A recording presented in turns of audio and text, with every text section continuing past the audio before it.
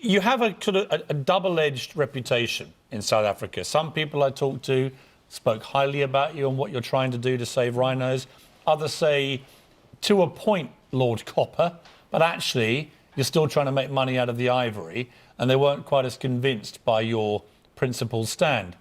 There's no doubt that rhinos are going to be extinct if nothing dramatic is done to save them, right? On that, we can all agree. Quite correct. The question then becomes, how do we stop poachers killing the rhinos for their ivory? Your plan is, well, just describe to us exactly how you think your plan works. We need to remove the horn anyway. And we remove it only like when you cut your nails. You only cut the dead part.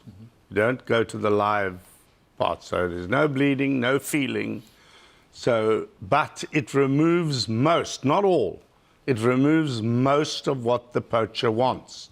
So the day after you dehorn him, the poacher must have the same risk, the same amount of work, but for a much less reward.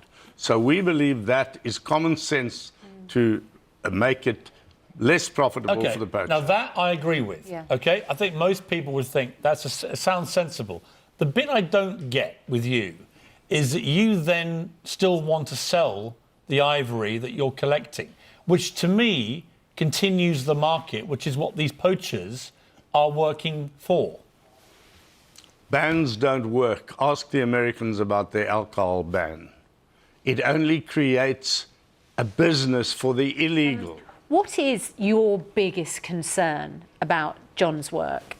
The biggest concern is if we reopen the trade in rhino horn, we are going to perpetuate the myth that it has some intrinsic value or medicinal value, which it certainly does not. And if you reopen that trade, you will stimulate demand way beyond the supply that John, and indeed, if you took every horn off every single rhino that exists, and there are only about 25 to 30,000 remaining in Africa today, you still wouldn't be able to satisfy the demand in China and Vietnam.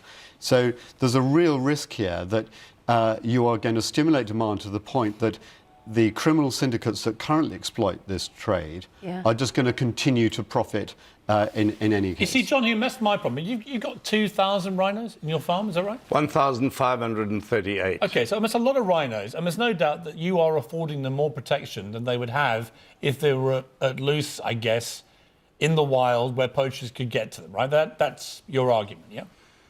Yes, but my argument against Charlie's is that we are losing the war. We've taken the risk. We took the risk by imposing the moratorium. Before the moratorium, there was virtually no poaching in South Africa. So let's just go, let me stop you there. In 2007, 13 rhinos were poached in South Africa. By 2014, it was 1,215, most of them from the Kruger National Park. That is a massive, Charlie, massive increase in the number of rhinos being poached. That is why the position with rhinos is now so perilous. So clearly the existing system, as John Hume says, has simply not been working. Is it not worth at least exploring if his way of doing things might work?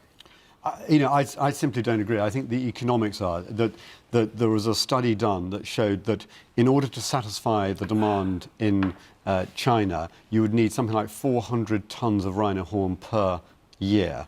You simply can't satisfy that demand, so you are going to drive up prices, and the criminal syndicates will continue. But the 1,500 rhinos, which is a massive number, a very big proportion of the total that are out there, in John's farm, because they are dehorned, don't have that value, right? Is the answer not to take all the horns? Why not take all the horns off all the rhinos? A lot of rhino sanctuaries have done what John has done in taking horns off rhinos in order to reduce the temptation for poachers. You don't want anybody thinking there's anything special about rhino horn. Correct. Because you don't want there to be a market for this at all, legal or illegal. Correct. And look at what's just happened in China. At the beginning of this year, Xi Jinping has announced his intention to close down the domestic trade in ivory. If a country like China decides that, they get on and do it, and we are beginning to see them close down those factories and make a move. You see, I'm with John about 2/3 of the way. You lose me when you want to sell the ivory. I don't think you need to do that. You could simply destroy it. You don't need the money, right? You're a wealthy guy, right? Well, I used to be. Right. My project cost me 5 million rand a month to run, and I'm genuinely running out of money because Right. there's no income. But if you make money from selling the ivory, I just believe you continue the marketplace, which other countries like China are at least now trying to destroy. I have no problem with demand reduction, as it's called. No problem at all. Because if you win the war of demand reduction, there'll be no demand for rhino horn. It will be worth nothing. Nobody will want to kill my rhinos. So I will cut more than half of my running costs, because more than half of my running costs are for the security of the rhino. Wow. But until you win your war and have no demand, zero demand, don't kill all my rhino, because my rhino will not be there in 10 years' time. Charlie, we've had trophy hunters on before that enrage me. I don't park John into that category. No. It's a different category. Yeah, absolutely. You may have points of disagreement about how ultimately the ivory gets done, but essentially, at least he's trying to preserve the lifespan of rhinoceros. Oh, I certainly don't deny his commitment to trying to save the rhino. That's very clear and very evident. Well, it's a real problem. A good friend of mine, Kevin Peterson, the cricketer, is very active in this world, and some of the stuff he's been telling me is horrific. And the numbers, if you look at the numbers that are being poached and hunted and killed just for their tusks, it is terrifying.